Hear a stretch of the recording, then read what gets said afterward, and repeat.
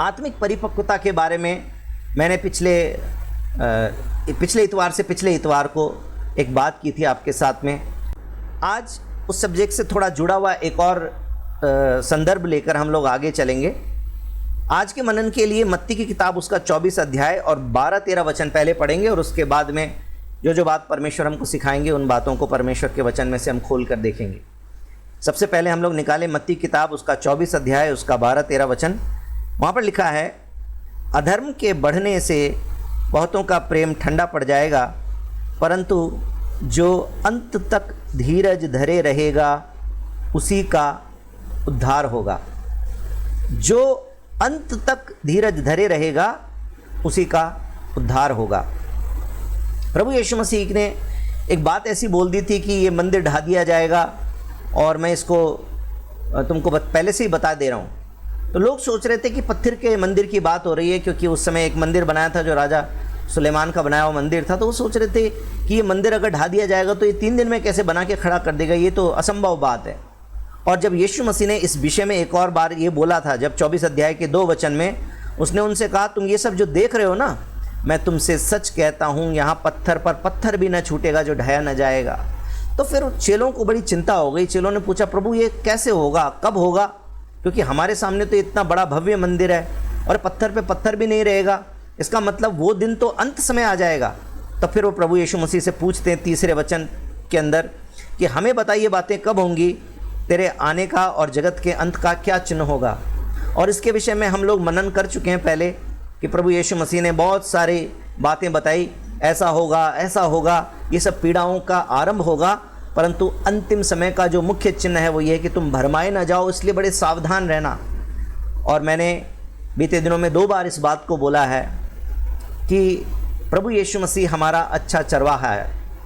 आप यूहन्ना की किताब उसका 10 अध्याय पढ़ के देखिए, वहाँ पर लिखा है कि यीशु हमारा अच्छा चरवाहा है, और जो अपने चरवाहे को त्याग देती है वो भेड़ स्वतः ही नाश की ओर चली जाती है। जो विश्वासी यीशु का तिरस्कार कर देता है वो स्वतः ही नाश की तरफ में चला जाता है। परंतु साथ साथ में बाइबल में एक सेवकाई है जिसको भी चरवाहे की सेवकाई बोला गया है, वो है पास्टरल सेवकाई, जो है गडरिये की सेवकाई।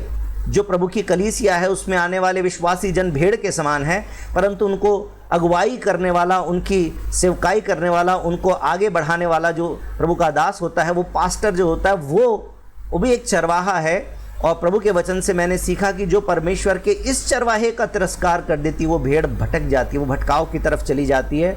और इसलिए कल शाम को मैंने एक बाइबल स्टडी करके आपको इस बात के बारे में एनकरेज किया था कि अपने अगुओं से प्रेम करना, उनकी ताड़ना को भी सह लेना, उनकी डांट को भी सह लेना, उनकी शिक्षा को ग्रहण करना ये ज़रूरी है। क्योंकि प्रेरितों के काम 2 अध्याय 42 वचन में लिखा है कि कलीसिया शुरू में इसी प्रकार से बढ़ी थी कि वो लोग ये काम करते थे कि वो प्रार्थना करते थे, वो संगति करते थे, वो प्रेरितों से शिक्षा पाते थे और रोटी तोड़ने में लौलीन रहते थे।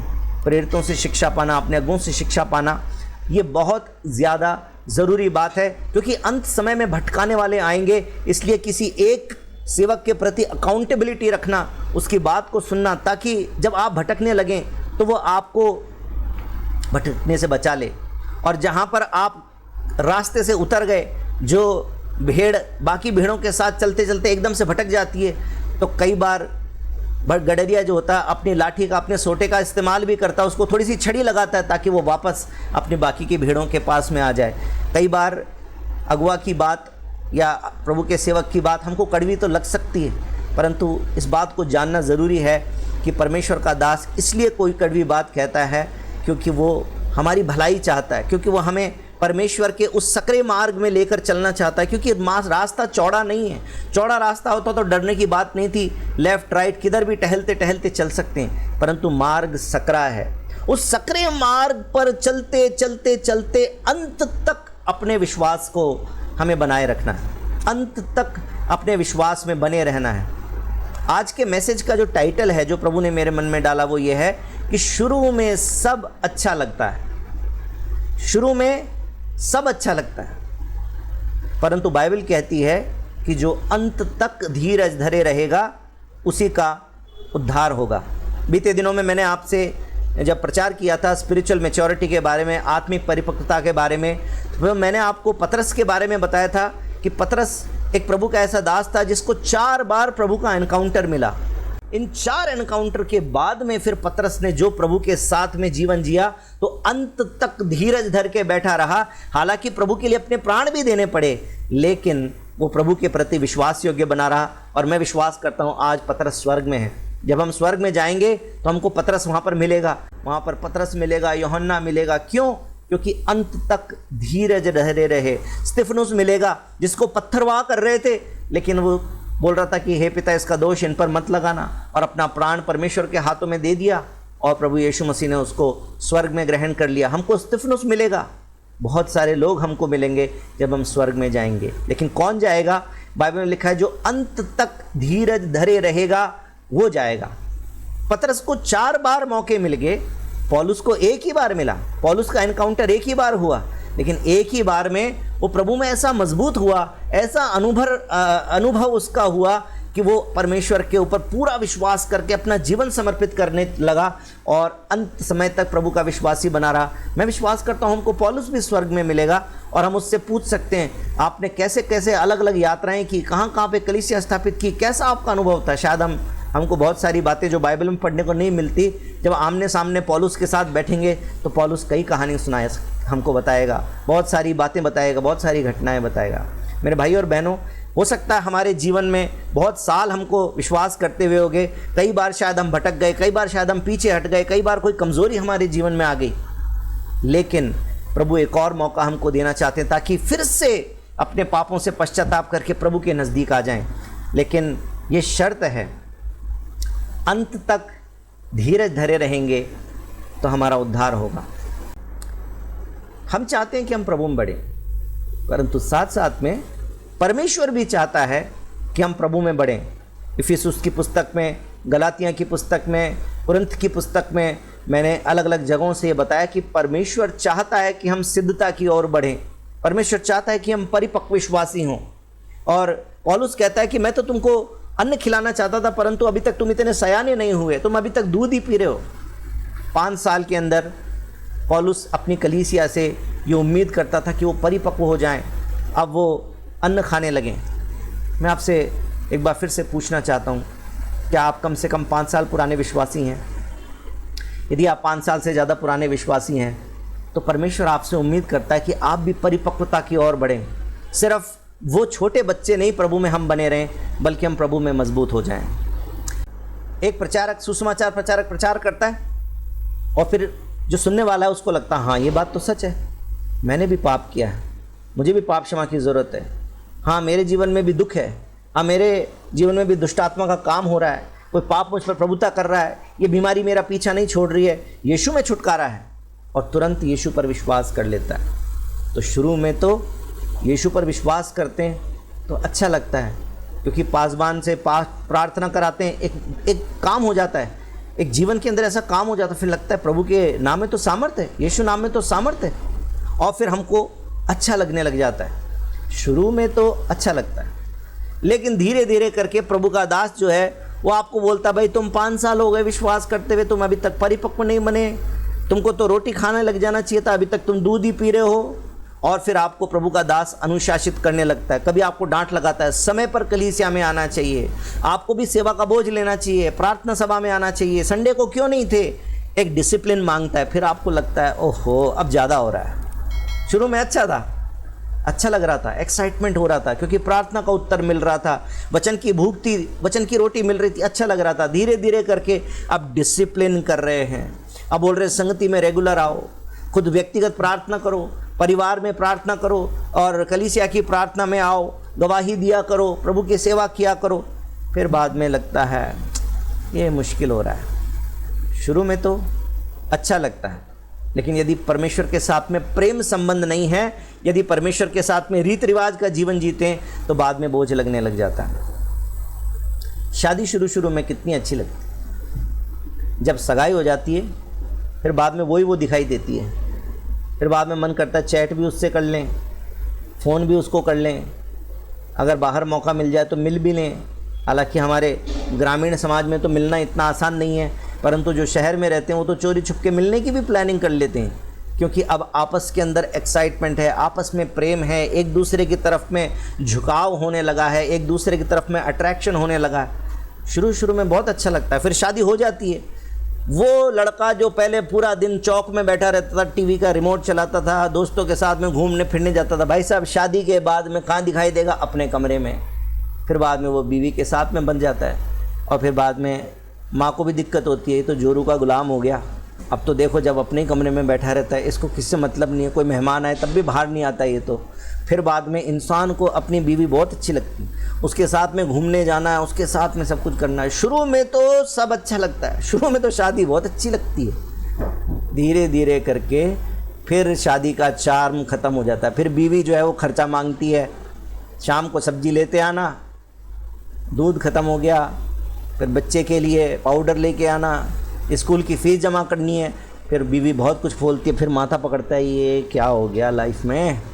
पहले ही अच्छा लगता था, शुरू शुरू में अच्छा लगता है, परंतु बाद में जिम्मेदारियां आ जाती है। बाद में पहले पत्नी के साथ में फाइनेंशियल जिम्मेदारी जुड़ती है, फिर बच्चे आ जाते हैं तो बच्चों की जिम्मेदारियां जुड़ जाती हैं, और फिर शादी उतनी आसान चीज़ नहीं लगती, क्योंकि शादी नहीं हुई थी तब तक तो चाहे इसको देख लो चाहे उसको देख लो, कोई मनाही नहीं थी, कोई कुछ बोलता नहीं था, क्योंकि अभी तो कुंवारा लड़का है, किसी से तो ब्याह करेगा ही, इससे भी कर सकता है, इससे भी कर सकता है। शादी के बाद में तो ब्लिंकर्स लग जाते हैं। ब्लिंकर समझते हैं ना, वो जो घोड़ी होती है, घोड़ी के यहाँ पर ऐसे पहना देते दोनों आंखों, वो इधर उधर ना देखे, क्योंकि घोड़ी इधर उधर देखेगी तो बिदक जाएगी, इसलिए घोड़ी के ऐसे लगा देते हैं। अब घोड़ी सिर्फ सामने देखती है और सामने ही देख के चलती है। ऐसे आदमी के भी ब्लिंकर्स लग जाते हैं, ना इधर वाली को देखना है ना इधर वाली को देखना, बस देखना तो यही देखना। परमेश्वर का वचन भी कहता है कि सिर्फ वो जो तेरी ब्याहता स्त्री है उसी के साथ में खुश रहना, उसी में मन लगाना। फिर परमेश्वर ने ब्लिंकर लगा दिए, फिर झुंझलाहट होती है कई लोगों को, फिर मन करता है कि ये तो बंदिश है, ये तो मेरी आज़ादी नहीं है। कम से कम दोस्ती करने का अधिकार तो होना चाहिए, फ़ोन तो किसी का भी आ ही सकता है, चैट तो कर ही सकते हैं, उसमें क्या दिक्कत है, साथ में काम करती है। फिर बंदिश लगने लग जाती है, फिर बीवी कुछ बोलती है तो बंदिश लगती है, बीवी कुछ काम बताती है तो लगता है कि मुझ पर हुक्म चला रही है। फिर शुरू शुरू में तो सब अच्छा लगता है, परंतु शादी जो है वो कई लोगों को एक बोझ के समान लगने लग जाती है। मैं आपसे इस बात को कह देना चाहता हूँ कि उद्धार शुरू में तो बहुत एक्साइटमेंट देता है, हमारा जो आत्मिक विश्वास है शुरू में तो हमको बड़ा एक्साइटमेंट देता है, परंतु धीरे धीरे समय के बीतने के साथ में हमको इसका एक्साइटमेंट कम होने लग जाता है। शुरू शुरू में तो प्रार्थना हमको बड़ा एक्साइटमेंट देती है, शुरू शुरू में तो हमको बहुत अच्छा लगता है, क्योंकि परमेश्वर हमारी बहुत सारी प्रार्थनाओं को उत्तर देते हैं और हमारे जीवन बदलते जाते हैं, हमारी परिस्थितियाँ बदल जाती है, हम बड़े खुश होते हैं और आनंदित होते हैं। लेकिन धीरे धीरे करके फिर परमेश्वर प्रार्थनाओं के उतने उत्तर नहीं देता। क्यों? क्योंकि जब बच्चा छोटा होता है, जब पापा की उंगली पकड़ के मार्केट में जाता है, पापा को बोलता है पापा आइसक्रीम, पापा बोलते हैं अच्छा ठीक है आइसक्रीम खा लो, बोलता है पापा चिप्स, पापा चिप्स दिलाते हैं, पापा आम खरीद लेते हैं। बच्चा जब छोटा होता है तो उसको खुश करने के लिए माँ बाप बहुत कुछ करते हैं, लेकिन बाद में जब बच्चा बड़ा हो जाता है तो माता पिता उसकी ज़रूरत तो पूरी करते हैं, परंतु साथ साथ में उससे कुछ उम्मीद रखते हैं कि ये पढ़े, अगर उसकी पढ़ाई की उम्र है तो उसको पढ़ना चाहिए, टाइम वेस्ट ना करे, हमारी बात सुने, अनुशासित रहे, पढ़ाई करे, कहना माने। और इस प्रकार से वो बच्चा जो है वो अब हर चीज़ नहीं पा सकता, क्योंकि उसका अनुभव बढ़ गया, अब बहुत सारी चीज़ें उसको दिखाई पड़ती है, हर चीज़ पिता उसको नहीं देता, हर चीज़ पिता उसको दे भी नहीं सकता, तो फिर कई चीज़ों में पिता उसको ना बोलता है। कई बातों में पिता समझता है कि इससे अच्छा इसके लिए ये है, इसलिए पिता बोलता है बेटा ये नहीं ये दिलाएंगे, यहाँ नहीं यहाँ जाएंगे। जैसे जैसे बड़ा हो जाता है तो माता पिता भी इस बात की उम्मीद करते हैं कि बच्चा अब समझदार हो गया, अब ये समझेगा, ये परिवार की परिस्थिति को समझेगा। अगर परिवार की जो तनख्वाह है वही 25,000 रुपये है तो बच्चे की पढ़ाई के ऊपर 50,000 रुपये का खर्चा नहीं कर सकते, तो समझदार होगा बच्चा तो समझेगा, माता पिता एक्सपेक्ट करते हैं कि वो समझेगा। और इस प्रकार से एक बैलेंस लाना ज़रूरी हो जाता है। छोटा बच्चा जो ना समझ है उसकी ज़रूरतों को पूरी करना, और जब बच्चा बड़ा हो जाता है तो उससे एक अनुशासन की और उससे एक समझदारी की उम्मीद करना ही माता पिता का अधिकार बन जाता है। उसी प्रकार से शुरू में परमेश्वर, पुराने नियम को जब हम पढ़ के देखते हैं तो परमेश्वर ने जब इज़राइलियों को मिस्र देश की ग़ुलामी से निकाला तो परमेश्वर ने उनको खाने को दिया, उनको पहनने को दिया। बाइबल में लिखा है कि जब तुम जंगल में चले थे क्या तुम्हारे जूते फटे? परमेश्वर ने उनके जूते नहीं फटने दिए। क्या तुम्हारे कपड़े घिसे? कपड़े उनके घिस के फटने नहीं दिए। परमेश्वर ने क्या तुमको खाने पीने की कमी हुई? परमेश्वर ने उनको खाने पीने की कमी नहीं होने दी। परमेश्वर ने उनके लिए मन्ना गिराया, परमेश्वर ने उनके लिए मुहैया किया। लेकिन जिस दिन वो वाचा किए हुए देश में प्रवेश कर गए, उस दिन से परमेश्वर ने मन्ना गिराना बंद कर दिया। मेरे भाई और बहनों, जब हम नए विश्वासी होते हैं तो परमेश्वर एक आत्मिक मन्ना हमारे लिए गिराता रहता है। वो वचन के रूप में हो सकता है, वो प्रार्थनाओं के उत्तर के रूप में हो सकता है, वो जीवन के अंदर भौतिक आशीषों के रूप में हो सकता है। और वो मन्ना जब तक हमको मिलता रहता है तो हम एक्साइटमेंट में रहते हैं। शुरू में सब अच्छा लगता है, लेकिन जब एक समय आता है जब हम वाचा किए हुए देश में पहुंच जाते हैं, जब हम प्रभु को ग्रहण कर लेते हैं, जब परमेश्वर अब हमसे आत्मिक परिपक्वता की उम्मीद करता है, परमेश्वर इस बात की उम्मीद करता है कि अब हम परमेश्वर को पहला स्थान दें, अब हम कलीसिया में सबसे पहले समय से जाएं, अब हम प्रभु की सेवकाई करें, हम प्रभु के गवाह बने और हर बात में, अपने हर निर्णय में परमेश्वर को पहला स्थान दें, तब फिर हमको लगता है ओहो, अब थोड़ा परमेश्वर सुन नहीं रहा, अब परमेश्वर जवाब नहीं दे रहा। ऐसा नहीं है कि परमेश्वर सुन नहीं रहा, परंतु परमेश्वर का अब जवाब देने का तरीका बदल गया है। अब आपसे परमेश्वर का रिलेशनशिप जो है वो थोड़ा सा इस प्रकार से बदल गया है कि अब परमेश्वर आपसे भी समझदारी की उम्मीद करता है, परमेश्वर आपसे भी एक परिपक्वता की उम्मीद करता है। परमेश्वर चाहता है कि अब आप सिद्धता की ओर बढ़ें, परमेश्वर चाहता है कि आप जड़ जमाए रहें, अपने विश्वास के अंदर हिले नहीं। छोटी शिक्षा आ जाती है, फिर लोग हिल जाते हैं, चमत्कार देख लेते हैं, लोग हिल जाते हैं, दूसरी कलीसिया में बड़ी भीड़ देख लें, लोग हिल जाते हैं, किसी ने आके भविष्यवाणी कर दी, लोग हिल जाते हैं, अपनी जगह छोड़ के दूसरी जगह जाने लगते हैं। छोटा बच्चा, कोई भी चीज़ उसको मिले उसको उठा के मुंह में, और फिर माँ बाप निकालते हैं उसके मुंह में से, क्या है? फिर खाने की चीज़ होते बोलते अच्छा चलो खाने की चीज़, खाने की चीज़ नहीं होती तो निकाल के बोलते नहीं प्लास्टिक है, दवाई है, पता नहीं क्या क्या खा लेते हैं बच्चे। ये अनुभव आपको है ना। उसी प्रकार से एक नया विश्वासी, एक अपरिपक्व विश्वासी, कोई भी नई टीचिंग आती है, कोई भी चमत्कार देखता है, कोई भी नई बात देखता है, तुरंत से उसको मुंह में डाल लेता है, उसको ग्रहण कर लेता है और इस प्रकार से लेफ़्ट राइट हिलने लग जाता है। बाइबल कहती है कि हमें जड़ें जमानी है। जिस पेड़ की जड़ें मजबूती से जमी हुई होती हैं उसको कोई हिला नहीं सकता है। हम परमेश्वर में जड़ जमाएंगे तो हम इन संसार की बातों से, संसार की परिस्थितियों से हिलते नहीं हैं। प्रार्थनाओं का उत्तर नहीं मिलता है तो हम हिलते नहीं हैं, क्योंकि परमेश्वर जब हम मजबूत हो जाते हैं तो कई बार परमेश्वर हमारी प्रार्थनाओं को उत्तर नहीं करता। उसके कई कारण हो सकते हैं। परमेश्वर हमारा टेस्ट कर रहा हो सकता है, परमेश्वर कई बार हमारी परीक्षा कर रहा होता है। जो बच्चा छठी क्लास में होता है उसको 7वीं में जाने के लिए एक परीक्षा देनी पड़ती है। जो बच्चा 9वीं में होता है उसको 10वीं में जाने के लिए एक परीक्षा देनी पड़ती है। आप और मैं आत्मिक परिपक्वता की तरफ जब बढ़ेंगे तो एक समय आएगा जब परमेश्वर आपका प्रमोशन करना चाहता है, उससे पहले परमेश्वर आपके जीवन में एक परीक्षा अलाउ करेगा। आपके और मेरे जीवन में परीक्षा आ सकती है। यदि हम परमेश्वर के कई बार कहने पर भी, प्रभु के दास के कई बार चिताने के बावजूद भी जब हम उसकी बात नहीं सुनते तो परमेश्वर कई बार ताड़ना करता है। क्योंकि परमेश्वर जैसे अच्छा पिता अपने बच्चे को गलत राह पे जाते हुए देखता है तो उसको डांट लगाता है, उसको छड़ी लगाता है और उसको सही रास्ते पे लाता है, ऐसे परमेश्वर भी कई बार ताड़ना करता है। क्योंकि परमेश्वर के सेवक की ताड़ना से, वचन की ताड़ना से आपने अपना मन नहीं फिराया तो परमेश्वर कई बार ताड़ना करता है। इसलिए 2 बातें बाइबल में लिखी हुई है। मेरे साथ में इब्रानियों 12 उसका 7 से 10 पढ़ें। इब्रानियों 12 उसका 7 से 10 लिखा है, तुम दुख को ताड़ना समझकर सह लो। कई बार हमारे जीवन में कोई दुख आ जाता है तो वो एक ताड़ना है। तो परमेश्वर कहता है तुम दुख को ताड़ना समझकर सह लो। परमेश्वर तुम्हें पुत्र जानकर, अपनी संतान जानकर तुम्हारे साथ में बर्ताव करता है। वह कौन सा पुत्र है जिसकी ताड़ना पिता नहीं करता? यदि वो ताड़ना जिसके भागी सब होते हैं तुम्हारी नहीं हुई तो तुम पुत्र नहीं परंतु व्यभिचार की संतान ठहरे। फिर जबकि हमारे शारीरिक पिता भी हमारी ताड़ना किया करते थे और हमने उनका आदर किया, तो क्या आत्माओं के पिता के और भी अधीन ना रहें जिससे हम जीवित रहें? वे तो अपनी अपनी समझ के अनुसार थोड़े दिन के लिए ताड़ना करते थे, पर वह यानी परमेश्वर तो हमारे लाभ के लिए करता है कि हम भी उसकी पवित्रता के भागी हो जाएं। जीवन में दुख की परिस्थिति आ जाए, जीवन में कठिन परिस्थिति आ जाए, तो उस समय पर परमेश्वर से दूर नहीं होना, विचलित नहीं होना, बल्कि इस बात को समझना है कि इसके द्वारा परमेश्वर मुझे पवित्र करने जा रहा है।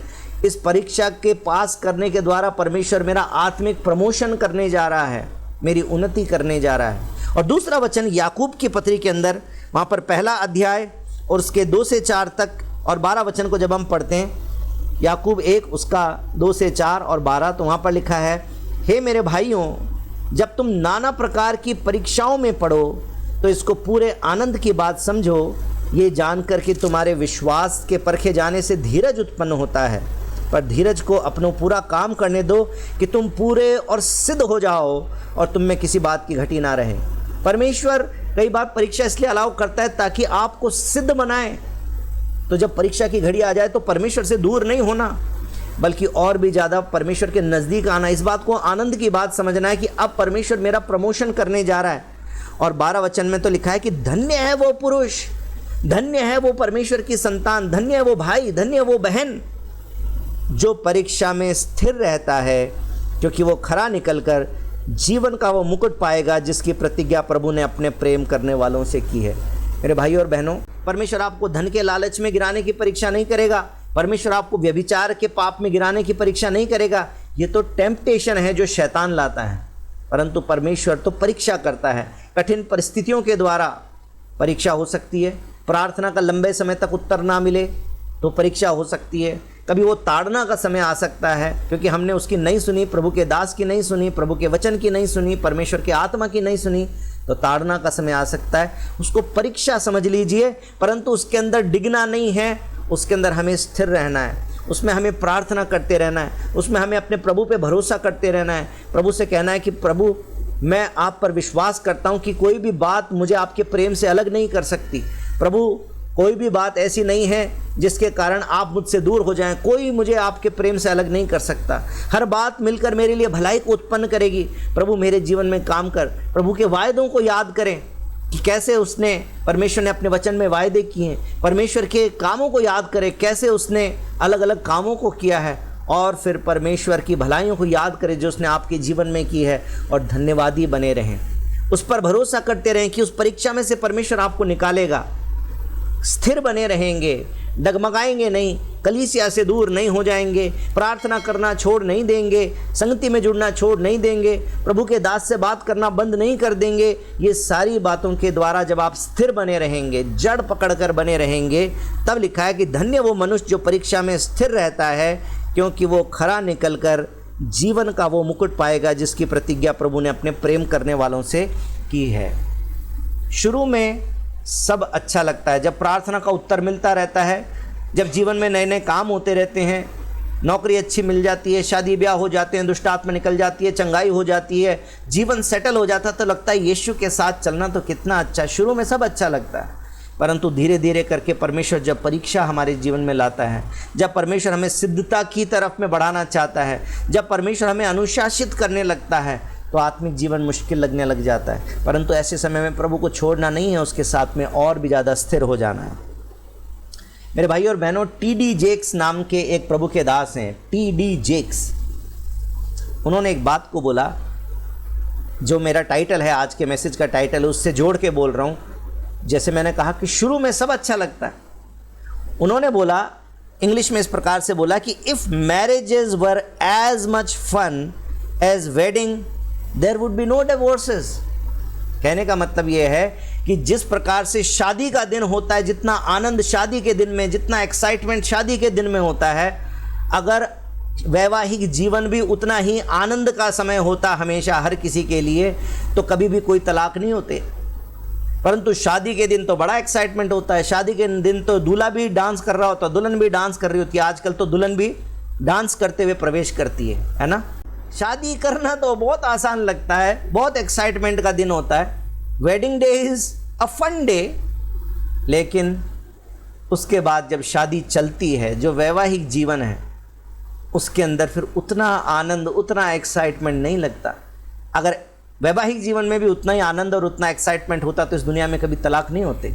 परंतु दुनिया में तलाक होते हैं। ये इस बात की सच्चाई है कि शुरू में तो सब अच्छा लगता है, परंतु धीरे धीरे करके चीज़ें बदलती हैं। वो जब परिस्थिति बदलती है, उन परिस्थितियों के साथ में अपने आप को बदलना, उन परिस्थितियों के साथ में एडजस्ट करना, उन परिस्थितियों से सीख लेना, ये जो व्यक्ति कर लेता है उसका पारिवारिक जीवन हमेशा चलता रहता है, उनके जीवन में आनंद बना रहता है, क्योंकि वो समझदारी से एक दूसरे की सह लेते हैं। वो इस बात को जानते हैं कि दोनों एक परिवार में नहीं थे, दोनों का लालन पालन एक जैसा नहीं हुआ है, दोनों की सोच विचार में अलग अलग हो सकता है, दोनों की शिक्षा अलग हो सकती है, दोनों के सोचने का तरीका अलग हो सकता है। वो एडजस्ट कर लेते हैं और एक दूसरे के पूरक बन जाते हैं, तो उनका विवाह हमेशा चलता रहता है, विवाह में आनंद बना रहता है। और नहीं तो हर दूसरे दिन कुछ ना कुछ टसल चलती रहती है। मेरे भाई और बहनों, शुरू में सब अच्छा लगता है। बाइबल के अंदर उत्पत्ति की किताब उसके 16 अध्याय के अंदर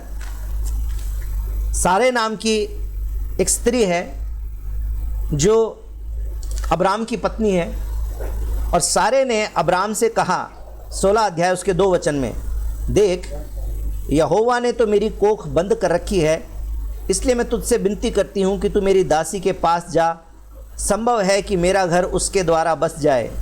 और सारे की ये बात अब्राम ने मान ली।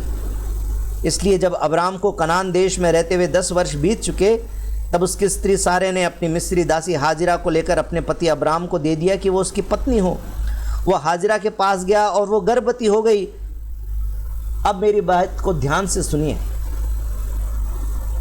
एक पत्नी अपने पति को कभी भी दूसरी औरत लाके नहीं देती, लेकिन पुराने समय में संतान होना और वंश चलाना इतनी ज़रूरी बात थी कि यदि कोई स्त्री अपने पति के लिए बच्चा पैदा नहीं कर सकती है, यदि उसके वंश को आगे नहीं बढ़ा सकती है, तो पुराने समय में, पुराने ज़माने में पति को यह अधिकार था कि वो अपनी पत्नी का त्याग कर दे और एक दूसरी पत्नी उसकी जगह पे ले आए, या उस पत्नी को होते हुए भी एक दूसरी पत्नी कर ले जो उसको एक संतान का सुख दे दे ताकि उसका वंश आगे बढ़े। ये पुराने ज़माने की एक रीति हुआ करती थी। या तो अपनी पत्नी को निकाल दे, अपनी पत्नी को तलाक दे दे, अपनी पत्नी से दूर हो जाए जिसके संतान नहीं हो रही, और दूसरी पत्नी ले आए। अगर पत्नी दूसरी ले आएगा तो पहले वाली पत्नी जो है वो एक तरफ हो जाएगी, लेकिन उसकी जगह पे एक दूसरा सिस्टम उन्होंने लगाया। सारे ने सोचा कि मेरी एक दासी है, उस दासी के द्वारा मेरे पति के लिए यदि एक संतान हो जाए तो मेरे भाई और बहनों, उस समय टेस्ट ट्यूब बेबी तो होता नहीं था, उस समय मेडिकल साइंस तो ऐसी नहीं थी कि बिना शारीरिक संबंध के कोई बच्चा पैदा हो जाएगा। तो जब उसने इस बात का निर्णय किया है तो इस बात को उसको मालूम था कि एक दूसरी स्त्री उसके पति के नज़दीक आएगी, परंतु क्योंकि उसको अपना पत्नी होने का अधिकार नहीं खोना था, अपनी ये कह सकते हैं ना पटरानी होने का जैसे अधिकार होता है कि पहली पत्नी होने का जो अधिकार है वो नहीं खोना चाहती थी, इसलिए उसने इस बात को ठीक समझा कि अपनी दासी हाजिरा को अपने पति के साथ में संतान उत्पन्न करने दे जिसके द्वारा उनका वंश चलता रहे। जैसे आजकल इस बात को बोलते हैं सरोगेसी। तो सरोगेसी जो आजकल दुनिया में हो रही है, उस सरोगेसी की जगह पे पुराने ज़माने के अंदर ये पहला एग्जाम्पल है सरोगेट मदर का। सरोगेट मदर जो आजकल जो कॉन्सेप्ट है वो एक टेस्ट ट्यूब के अंदर बच्चा लेके और उसको किसी औरत के गर्भ में रख दिया जाता है और बच्चा उस औरत के गर्भ में पलता है, परंतु जब बच्चा पैदा हो जाता है तो वापस वो पति पत्नी जो आपस में एक दूसरे के साथ में संतान पैदा नहीं कर पा रहे थे, वो उस स्त्री से पैदा हुए बच्चे को अपने लिए ले लेते हैं। वो बच्चा इनका ही है, परंतु सिर्फ पला एक दूसरी औरत के गर्भ में है क्योंकि उसकी पत्नी गर्भ धारण नहीं कर सकती थी। इस प्रकार से पुराने समय में सारे ने अब्राम के लिए इस प्रकार की एक व्यवस्था कर दी कि बस वंश चल जाए। परंतु 21 अध्याय के अंदर जब हम आते हैं तो 21 अध्याय के अंदर हमको पता चलता है कि यहोवा ने जैसा कहा था वैसा ही सारा की सुधि लेके अब सारे जो है वो सारा बन गई। कहने का मतलब क्या है, अब परमेश्वर का अनुग्रह इनके ऊपर आ गया है। परमेश्वर ने इनको नाम बदल दिया है, अब्राम को अब्राहम कर दिया है, सारे को सारा बना दिया है, अपनी आशीषों की पुष्टि उनके अंदर कर दी है, अपना विश्वास उनके मन में डाल दिया है। अब लिखा है कि यहोवा ने जैसा कहा था वैसा ही सारा की सुधि लेके उसके साथ अपने वचन के अनुसार किया। सारा अब्राहम से गर्भवती हुई और उसके बुढ़ापे में उसी नियुक्त समय पर जो परमेश्वर ने उससे ठहराया था एक पुत्र उत्पन्न हुआ।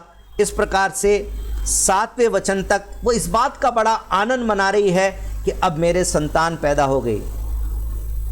तो वो जो पहली हाजिरा से जो संतान हुई थी उसका क्या हुआ?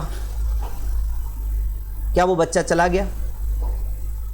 वो बच्चा अब तक घर में है, परंतु जब तक सारा को खुद का बच्चा पैदा नहीं हुआ तब तक तो उसको इस्माइल बहुत अच्छा लग रहा था, क्योंकि अब तो लग रहा था ये तो मेरा वंश है, क्योंकि मैंने ही अपने पति को दिया था और मेरे लिए इस दासी हाजिरा ने उस बच्चे को पैदा किया है। शुरू में सब अच्छा लग रहा था, लेकिन अब खुद का बेटा आ गया है। और वो जो दासी थी हाजिरा, उसको जब अब्राम के नज़दीक आने का, उसके साथ प्रेम करने का समय और मौका मिला है, उनके अंदर भावनात्मक संबंध हो गया, वो अपने आप को पत्नी समझने लग गई है। पत्नी के रूप में अब वो अपना स्वभाव दिखा रही है। इसके कारण सारे को परेशानी हो रही है, परंतु उस परेशानी को सहती जा रही है। पहले कुछ नहीं बोल रही है, लेकिन अब सारा को इसहाक हो गया है। अब उसको परमेश्वर की तरफ से एक संतान मिल गई है। इसके कारण 9 अध्याय से और 13 वचन के बीच में लिखा है कि तब सारा को मिस्री हाजिरा का पुत्र जो अब्राहम से उत्पन्न हुआ था हंसी करता हुआ दिखाई पड़ा। इस कारण उसने अब्राहम से कहा, इस दासी को पुत्र सहित निकाल दे, क्योंकि इस दासी का पुत्र मेरे पुत्र इसहाक के साथ भागी नहीं होगा। पहले अच्छा लग रहा था, मैंने प्रॉब्लम का सॉल्यूशन निकाल लिया है, हमारा वंश आगे चल जाएगा, सब कुछ बढ़िया लग रहा है, लेकिन अब थोड़ी सी परिस्थिति बदली, अब उस चीज़ का आनंद चला गया है। अब कह रही है अब इसको निकाल दे, क्योंकि ये तो अब मेरे पुत्र के बराबर प्रॉपर्टी के अंदर साझीदार नहीं बनेगा, अब ये भागीदार नहीं बनेगा। मेरे भाई और बहनों, वही लोग जिन्होंने परमेश्वर से वायदा पाया, वही लोग जिन्होंने स्वयं के निर्णय से अपनी प्रॉब्लम का सॉल्यूशन निकाला, बाद में वही लोग अब उसको एक प्रॉब्लम समझने लग गए, उस सॉल्यूशन को प्रॉब्लम समझने लग गए। वो हल जो उन्होंने निकाला था उसी को अब प्रॉब्लम समझने लग गए, और अब कह रही है इसको घर से निकाल दे। अब्राहम को अच्छा नहीं लग रहा। क्यों? क्योंकि परमेश्वर ने उसको ये संतान दी है, उसका सारे से तो कोई लेना देना नहीं है इस्माइल का, परंतु अब्राहम से तो है, अब्राहम का तो बेटा है, इसलिए अब्राहम का तो दिल अपने बेटे के लिए टूट रहा है।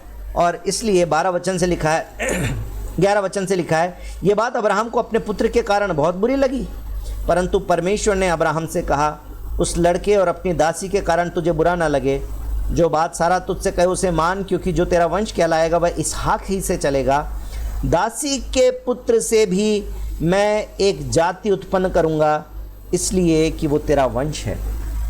मेरे भाई और बहनों, परमेश्वर अपने वायदे को नहीं भूला। परमेश्वर ने कहा था कि मैं तेरी संतानों को आशीष दूंगा, तुझसे बड़ी जाति बनाऊंगा। अब्राहम ने अपनी तरफ से सॉल्यूशन निकाल लिया,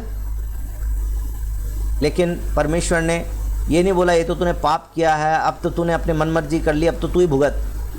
परमेश्वर अपने वायदों पर खरा परमेश्वर है। परमेश्वर ने अपने उस वायदे को याद रख के बोला, उसने कहा था तेरी संतानों को मैं आशीष दूंगा, तो परमेश्वर ने बोला कि मैं इस पुत्र से भी एक जाति उत्पन्न करूंगा, क्योंकि वो तेरा वंश है। मैंने तुझे जो वायदा कर दिया, मैं उस वायदे से पीछे हटने वाला नहीं हूँ, मैं अंत में अपने वायदे को पूरा करता हूँ। यिर्मयाह की किताब उसका 29 अध्याय और उसका 11-12 वचन जब हम पढ़ते हैं तो ये उस परमेश्वर का स्वभाव है जो हमको दिखाई पड़ता है।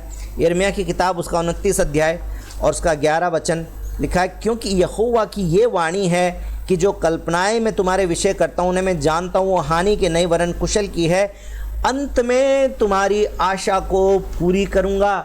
ये उस परमेश्वर का स्वभाव है, वो अंत में आशा को पूरा करने वाला परमेश्वर है। मेरे भाई और बहनों, हमने शुरुआत कैसी की थी ये इतना इम्पॉर्टेंट नहीं है, जितना इम्पॉर्टेंट ये है कि हम उसका अंत कैसे करेंगे। मत्ती की किताब 24 अध्याय 13 वचन में हमने आज जो पढ़ा और जो मनन किया वो ये है कि जो अंत तक धीरज धरे रहेगा उसी का उद्धार होगा। याद रखिए, शुरुआत डगमगाई हुई हो सकती थी, शुरुआत संसारिक आशीष के लिए हो सकती थी, शुरुआत जिज्ञासा के कारण हो सकती है। किसी भी कारण से आपने प्रभु में विश्वास करना शुरू किया था, वो अलग बात है, परंतु अंत तक विश्वास को बनाए रखेंगे, धीरे धरे रहेंगे तो उद्धार होगा। तो आपके मन में सवाल आ सकता है, ब्रिजेश भाई पाप की क्षमा मांगी, प्रार्थना करके प्रभु को ग्रहण किया, तो क्या उद्धार नहीं हुआ? फिर उद्धार तब होगा। जो हमारे पापी होने के कारण जो हमारे पाप की क्षमा, उसका जो उद्धार है वो उस दिन हो गया जिस दिन हमने अपने पापी स्वभाव की और पापों की क्षमा मांग के यीशु को ग्रहण किया था। परंतु एक पुत्र के और एक सेवक के रूप में जब हमारा न्याय होगा, उसका उद्धार तभी होगा जब हम अंत तक धीरज धरे रहेंगे।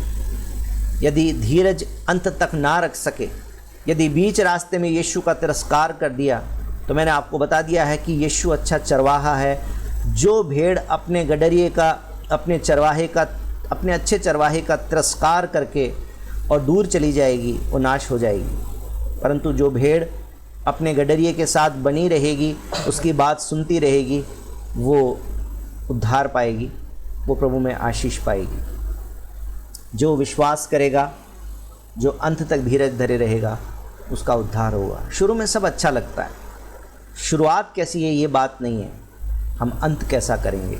मेरे भाइयों और बहनों, हम परिपक्व बने, हम प्रभु में विश्वास में बढ़ते रहें, हम प्रभु की संगति में लगातार बने रहें, हम प्रभु के वचन का आदर करें, हम परमेश्वर का आदर करें, हम परमेश्वर के दासों का आदर करें, हम परमेश्वर की मीठी महीन आवाज़ का आदर करें, हम परमेश्वर को अपने जीवन में पहला स्थान दें, हम परमेश्वर के लिए जीना सीखें, हम परमेश्वर के गवाह बने। ये हम में से हर एक के लिए ज़रूरी है।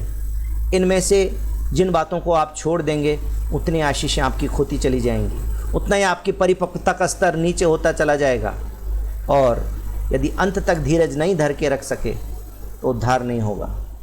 यदि जानबूझकर पाप करने लगे, यदि मूर्ति पूजा में चले गए, यदि परमेश्वर का तिरस्कार कर दिया, तो परमेश्वर बाध्य नहीं है कि एक बार विश्वास कर लिया था तो अब हमको स्वर्ग में लेके ही जाएगा। परंतु यदि अंत तक धीरज धरे रहेंगे, जानबूझकर पाप नहीं करेंगे, यदि पाप हो गया तो पश्चाताप करेंगे, परंतु परमेश्वर के साथ संबंध बना के और दिन ब दिन परमेश्वर के साथ चलते रहेंगे, तो परमेश्वर आपको इस संसार में भी आशीष देगा। और जब इस संसार को हम छोड़ के जाएंगे तो हमेशा काल के लिए परमेश्वर के साथ रहेंगे, ये आशीष भी परमेश्वर देगा। आमीन। बोले यीशु मसीह की जय। प्रभु आप सबको बहुत आशीष दे।